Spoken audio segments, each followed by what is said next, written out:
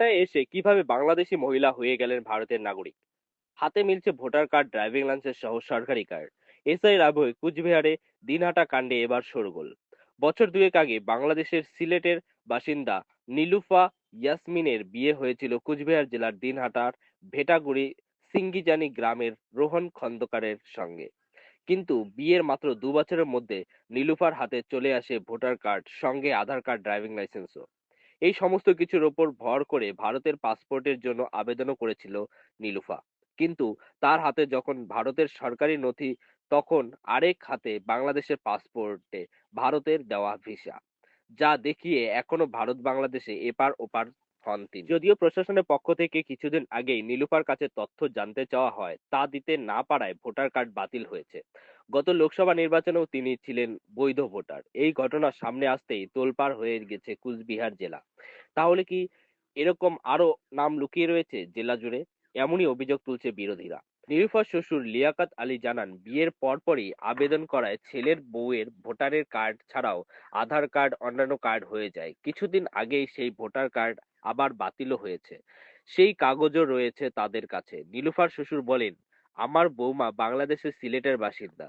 আমরা এখান থেকে ছেলে সহ ৩ জন গিয়ে দেখাশোনা করেই বিয়ে করিয়ে নিয়ে এসেছি। ঘটনা প্রসঙ্গে ভেটাগুড়ি ২ গ্রাম পঞ্চায়েত প্রধান প্রিয়াঙ্কা সরকার দে বলেন, বিষয়টি আমি তদন্ত করে দেখব। এরকম কোন অভিযোগ আমাদের কাছে আসেনি। তবে তার স্বামী তৃণমূলের অঞ্চল সহ সভাপতি গৌতম দে বলেন, প্রধানের সার্টিফিকেট তুলতে গেলে গ্রাম পঞ্চায়েতের রেফারেন্স লাগে। সবকিছু ভেরিফাই করেই তবে সার্টিফিকেট দেওয়া হয়। আমাদের আগের বোর্ড এই কাজ করে থাকলেও করতে পারে। এই বাংলাদেশে মহিলা বর্তমান ভিসার মেয়াদে ভারতে আছেন। এর থেকে বেশি জানা নেই। তবে এই ঘটনাকে নিশানা করতে ছাড়েনি বিজেপি। কোচবিহার জেলা বিজেপি সহসভাপতি বিরাজ বোস বলেন, এসআইআর শুরু হতেই তৃণমূলের নেতাকর্মীদের মাথায় হাত পড়ে গিয়েছে। ভুয়ো ভোটার যত বাদ পড়বে, তৃণমূল ক্ষমতায় আসতে পারবে না। এই ভুয়ো ভোটার তৃণমূলেরই তৈরি করা। এর বিরুদ্ধে প্রশাসনকে কঠোর ব্যবস্থা নিতে হবে। তৃণমূল মুখপাত্র পার্থপ্রতিম জানান, ভোটার কার্ড বাতিল হয়েছে মানে প্রশাসন ব্যবস্থা নিয়েছে। আইনের ঊর্ধ্বে কেউ নয়। সবটাই তদন্ত সাপেক্ষ। সংশ্লিষ্ট গ্রাম পঞ্চায়েতের প্রধান তারই বিষয়টি বলতে পারবেন। আমরাও বিষয়টি খোঁজ নেব। এই নিয়ে ব্লক দিনহাটা ১ ব্লকের বিডিও বলেন, আমি নতুন এসেছি, সবকিছু খোঁজ নিয়ে জানাবো।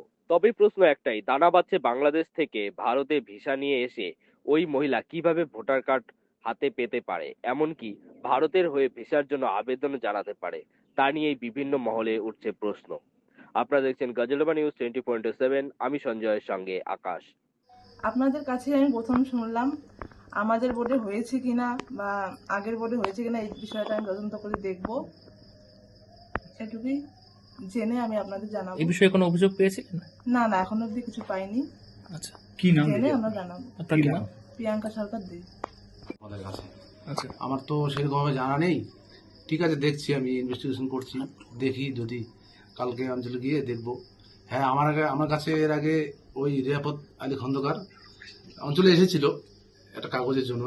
আপনার কি বলে, ওনার ছেলে বউ রিপন খন্দকার, ওনার বউ আমি শুনেছি যে বাংলাদেশ সিলেটের বাসিন্দা ছিল, কিন্তু উনি পাসপোর্ট ভিসাতে এখানে আছেন এখনো। তো উনি পাসপোর্ট ভিসার মেয়াদে এখানে আছেন, সেটা দায়িত্ব তো আমার না, সেটা তো আমাদের স্বরাষ্ট্র দপ্তরের দায়িত্ব। কিন্তু উনি এখানে স্থানীয় বাসিন্দা নয়, উনি মাঝে মাঝেই বাংলাদেশে যায় আবার আসেন, ওইটুকু আমি জানি। কি নাম আপনাদের? আমি গৌতম দে, আমি এই ভেটাগুড়ি ২ নং গ্রাম পঞ্চায়েত প্রধানের অভিভাবক এবং অঞ্চল সভাপতি।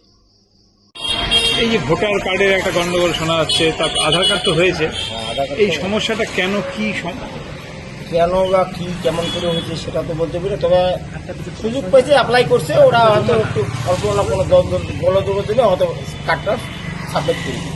পরে কিছুদিনের মধ্যেই ৬ মাসের মধ্যেই ফোন করে আবার দিনটা ভিডিও করে ইউটিউবে গিয়ে ওরা ক্যান্সেলের কাগজ আমাদের কাছে আছে, ওরা ওর কাছে ক্যান্সেল করে দিচ্ছে। এখন আর দেখায় না। এখন আর দেখেন না। আধার কার্ড তো আছে? আধার কার্ড তো আছে। আধার কার্ডে টোটাল তো ১৮০ দিন স্টে করলে আধার কার্ডে কপি, ওটা আমি ড্রাইভিং লাইসেন্স হয়েছে? ড্রাইভিং লাইসেন্স সম্ভবত হয়েছিল, এফআর অফিস জমা নিচ্ছে, ওটা জমা নিয়েছে। ড্রাইভিং লাইসেন্স আছে?